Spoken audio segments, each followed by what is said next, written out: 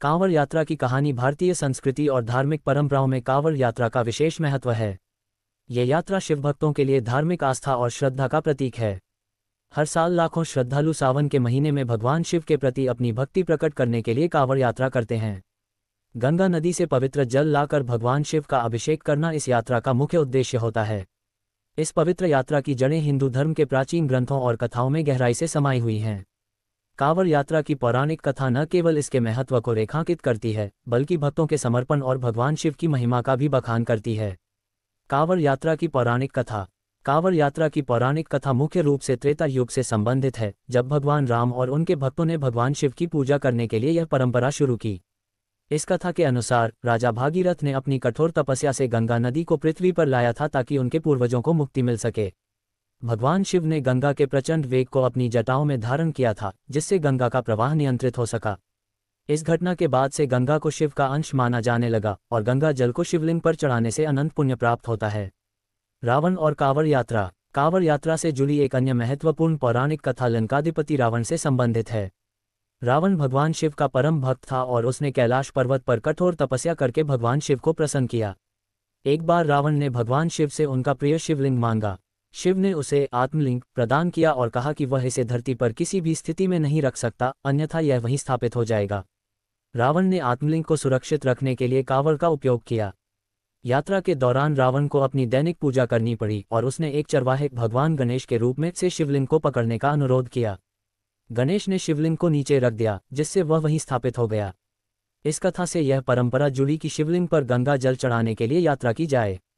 शिवभक्त इसे भगवान शिव की कृपा प्राप्त करने का सर्वोत्तम मार्ग मानते हैं। भक्तानुग्रह की कथा। एक अन्य कथा में भगवान शिव के भक्तों के प्रति करुणा का वर्णन मिलता है। एक गरीब ब्राह्मण, जिसने जीवन भर कठिनाई झेली, भगवान शिव का भक्त था। उसने शिवलिंग पर गंगा जल चढ़ाने की इच्छा जताई, लेकिन उसके पास साधन नहीं थे। भगवान शिव ने उसे स्वप्न में दर्शन देकर कांवड़ यात्रा का संकेत दिया। उसने गंगा जल को कांवड़ में रखकर यात्रा पूरी की और अपनी श्रद्धा से भगवान शिव को प्रसन्न किया। इस घटना ने सामान्य जनमानस में कांवड़ यात्रा की प्रेरणा जगाई। समुद्र मंथन और शिव का विषपान। कांवड़ यात्रा की पौराणिकता को समझने के लिए समुद्र मंथन की कथा भी महत्वपूर्ण है। जब देवताओं और असुरों ने अमृत प्राप्ति के लिए समुद्र मंथन किया तो उसमें से कालकूट विष निकला। ये विष इतना घातक था कि सृष्टि का विनाश हो सकता था। भगवान शिव ने इस विष को पी लिया और उसे अपने कंठ में धारण कर लिया, जिससे उनका कंठ नीला हो गया और वे नीलकंठ कहलाए। विष के प्रभाव को कम करने के लिए देवताओं ने गंगा जल चढ़ाकर शिव का अभिषेक किया। इस घटना ने शिवलिंग पर गंगा जल चढ़ाने की परंपरा को जन्म दिया।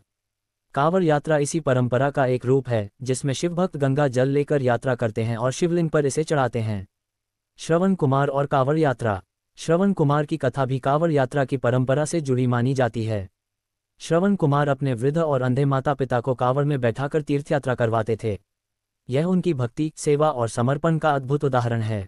इस कथा से प्रेरणा लेकर भक्त कांवड़ यात्रा करते हैं और शिव के प्रति अपनी भक्ति प्रकट करते हैं।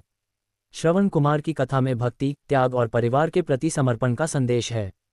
ये भी माना जाता है कि उनकी कांवड़ यात्रा ने भगवान शिव को प्रसन्न किया और इस प्रकार यह यात्रा शिवभक्ति का प्रतीक बन गई।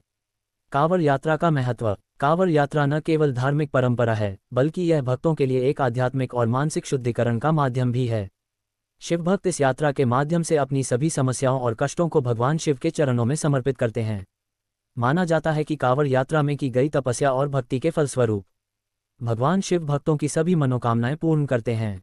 कांवड़ यात्रा के दौरान शिवभक्त अपनी शारीरिक और मानसिक शक्ति का परीक्षण करते हैं। वे पूरी यात्रा में नियमों का पालन करते हैं, जैसे नशा न करना, मांसाहार न करना और संयमित जीवन व्यतीत करना। ये यात्रा भक्तों को अनुशासन और भक्ति का मूल्य सिखाती है। समकालीन कांवड़ यात्रा। समय के साथ कांवड़ यात्रा का स्वरूप बदला है। अब यह एक विशाल धार्मिक आयोजन बन गया है, जिसमें लाखों लोग भाग लेते हैं।